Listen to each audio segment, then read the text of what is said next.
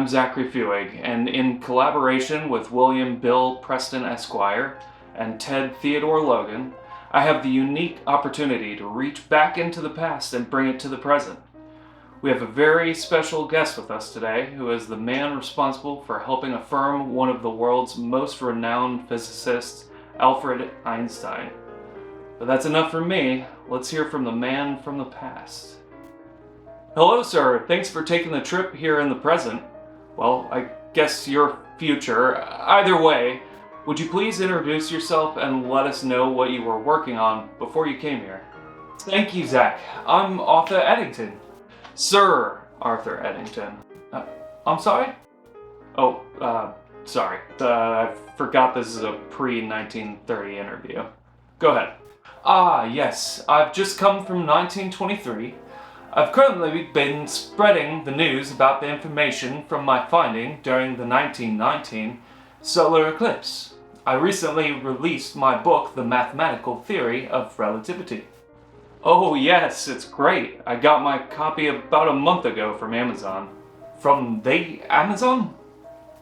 Oh, it's a bookstore. Well, it used to be. Anyways, you mentioned your work during the solar eclipse during 1919. What exactly were you trying to achieve by studying the solar eclipse? It isn't as much a study of the solar eclipse, but a study during the solar eclipse. You see, I have mostly been a man of the Newtonian persuasion, but along comes Albert Einstein and his theories of relativity.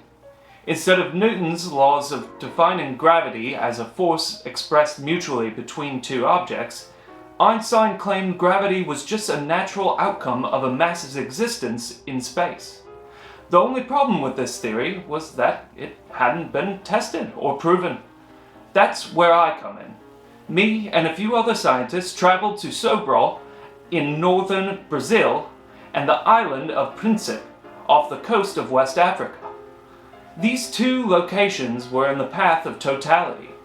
What the eclipse allowed us was a look at the gravitational pull on the light coming from stars nearby.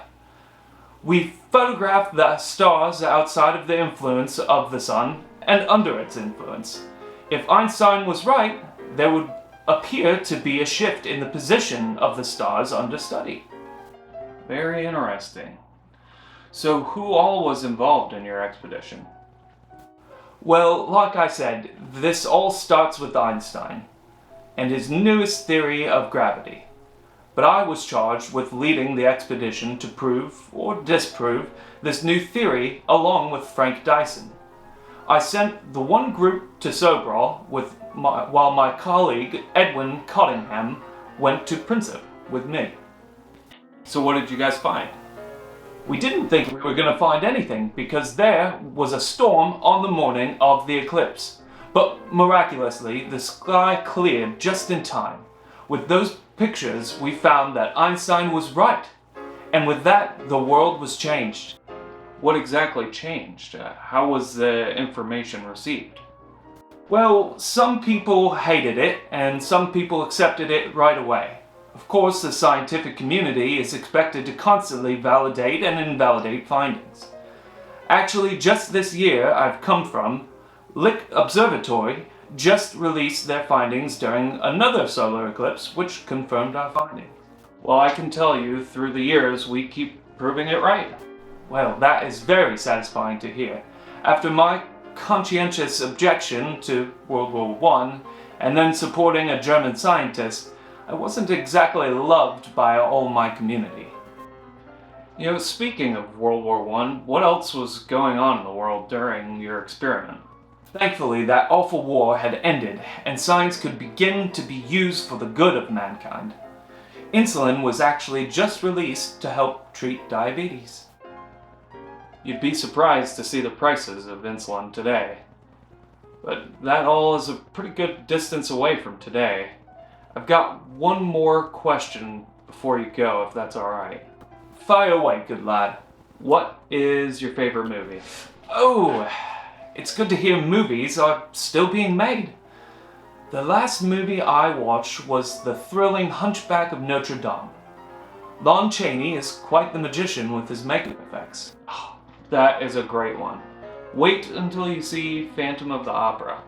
I'll keep my eye out for that one. Well, Mr. Eddington, I will let you get back to making history. Thanks so much for stopping by. Anytime, Zach. This was my pleasure. And say hi to Bill and Ted for me. Will do. Be excellent to each other. Potty on, dude.